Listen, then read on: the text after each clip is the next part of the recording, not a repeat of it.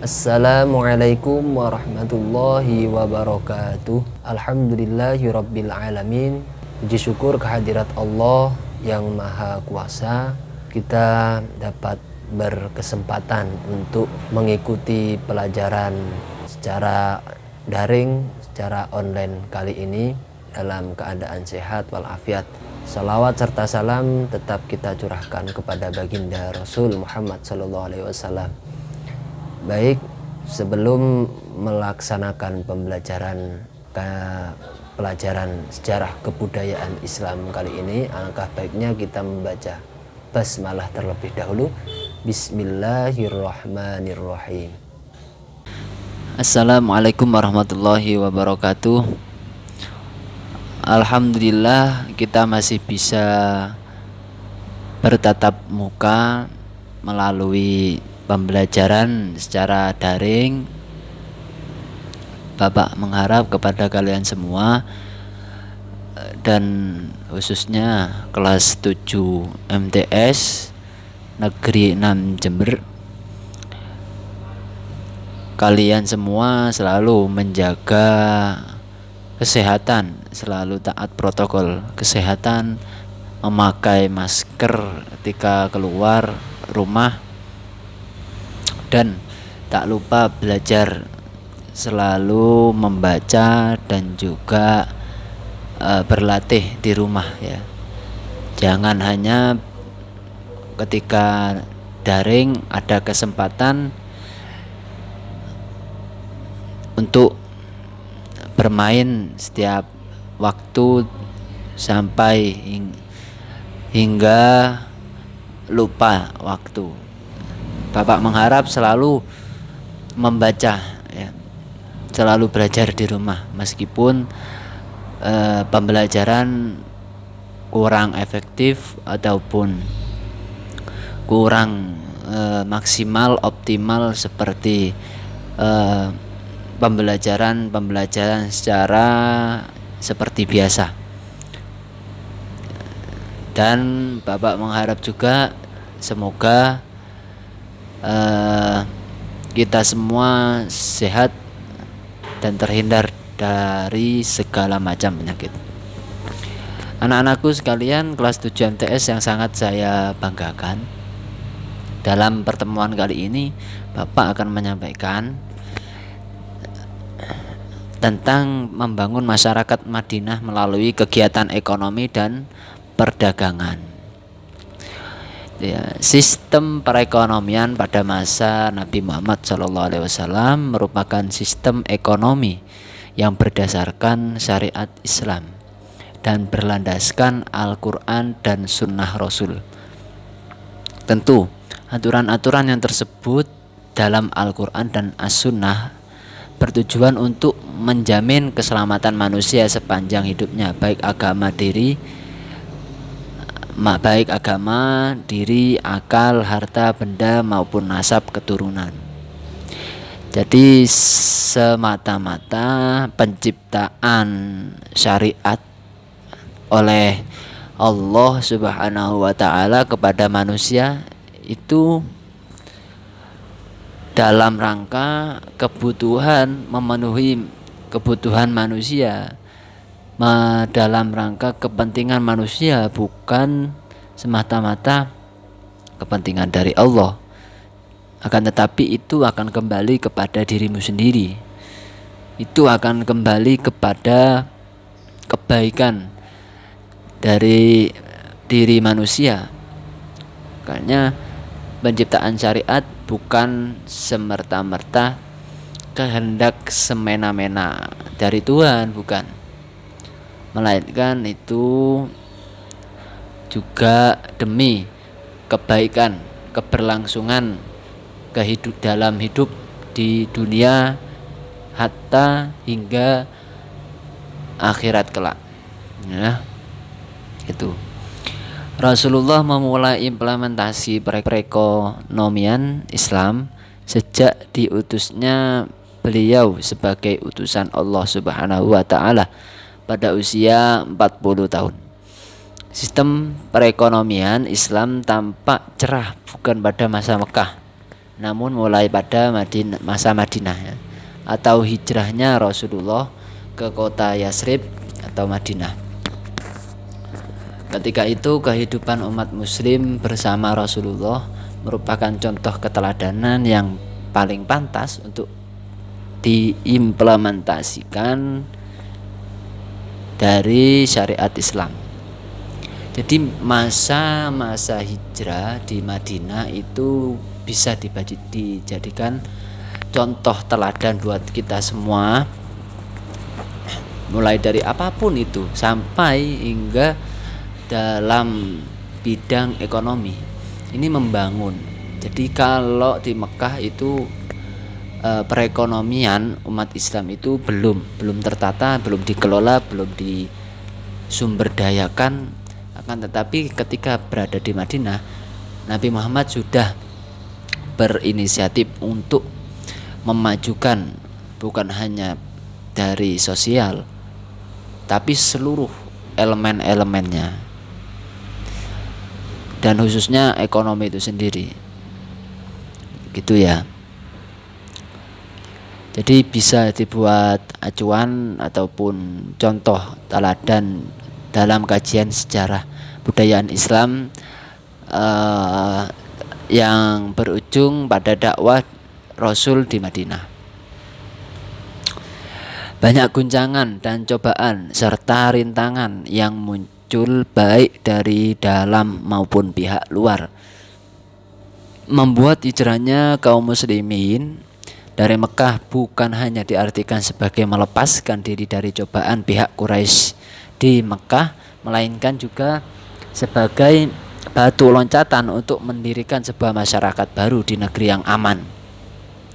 Oleh karena itu setiap muslim pada saat itu harus mampu, wajib ikut andil dalam mendirikan negara baru ini. Madinah harus mengerahkan segala kemampuannya untuk menjaga dan menegakkannya. Jadi hijrah di Madinah itu di lain sisi sebuah apa namanya itu, peluang emas bagi kaum muslimin, karena masyarakat di sana berbeda dengan masyarakat Mekah pada saat itu. Kalau di Madinah itu terkenal masyarakat yang menjaga keamanan, toleransi, dan lemah lembut di sana. Jadi keamanan dari pengikut-pengikut Nabi itu dapat diminimalisir daripada yang di Mekah.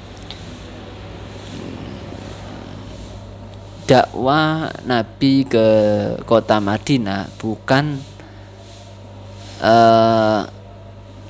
proses yang sangat mudah, namun rintangannya sangat sulit. Berbagai rintangan, baik mulai tingkat rintangan yang mudah hingga sulit, itu sudah dilakukan Nabi dan pengikutnya.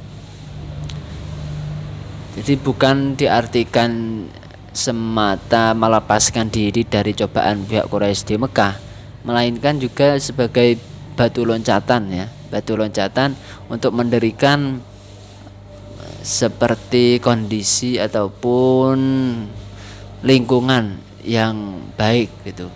Jadi di sini penting untuk diutarakan bahwa kalian semua anak-anak kelas 7 bergaulah dengan komunitas ataupun lingkungan yang sehat, lingkungan yang mendukung ya, seperti yang sudah dilakukan Nabi ketika hijrah di Madinah. Ini Nabi Muhammad melihat sebagai istilahnya itu sebuah pencerahan, sebuah apa kalau di istilahnya itu sebuah negara baru, sebuah peluang ya, sebuah peluang emas karena lingkungannya sehat. Jadi dari awal pembentukan persaudaraan terus meningkat menjadi sebuah perekonomian itu. Di awalnya dibangun dengan rasa tali kasih persaudaraan. Kemudian jika sudah membaik baru dari segi perekonomian. Pemerintah awal Rasulullah di Madinah tergolong sederhana, tapi telah menunjukkan prinsip-prinsip yang mendasar bagi pengelolaan ekonomi. Setiap kegiatan harus mencakup konsep maslahat yang bermuara pada ukhuwah Islamiyah. Usaha-usaha ekonomi harus dilakukan secara etis dalam bingkai syariah Islam. Sumber daya ekonomi pun tidak boleh menumpuk pada seorang saja, melainkan harus terbagi-bagi antar masyarakat. Hal ini dilakukan agar masalah antara si miskin dan si kaya teratasi pada perekonomian Islam di zaman Rasulullah. Dalam ketika itu harus ada pembagian zakat, terutama ya.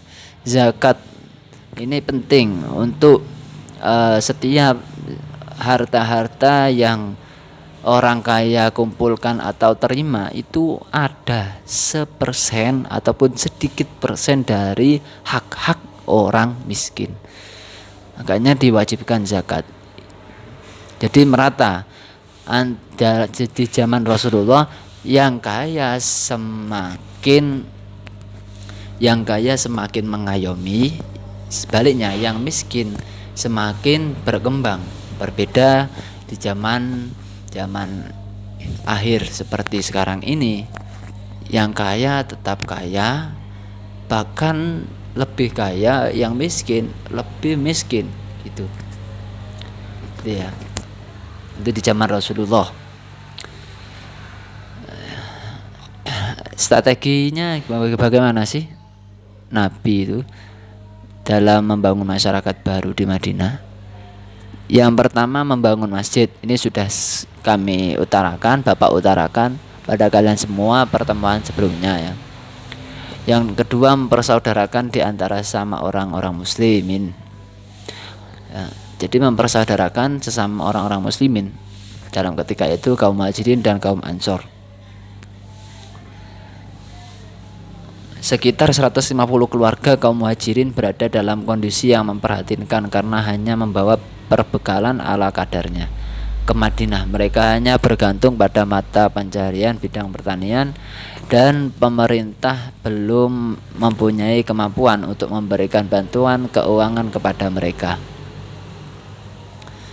Yang selanjutnya, membangun konstitusi negara ataupun kalau di sini itu istilahnya undang-undang, hukum itu ya. Konstitusi itu hukum. Dalam konstitusi ini pemerintah menegaskan tentang hak, kewajiban dan tanggung jawab setiap warga negara Madinah yang muslim maupun bukan muslim, serta membahas tentang pertahanan dan keamanan negara. Piagam Madinah ditulis pada tahun 623 Masehi atau tahun ke-2 Hijriah. Nah, ini isi piagam Madinah itu garis besarnya ini. 1. Masyarakat muslim dan Yahudi akan hidup berdampingan dan menjalankan agama masing-masing. Jadi toleransi beragama itu sudah diciptakan dalam tataran kehidupan baru di Madinah ya.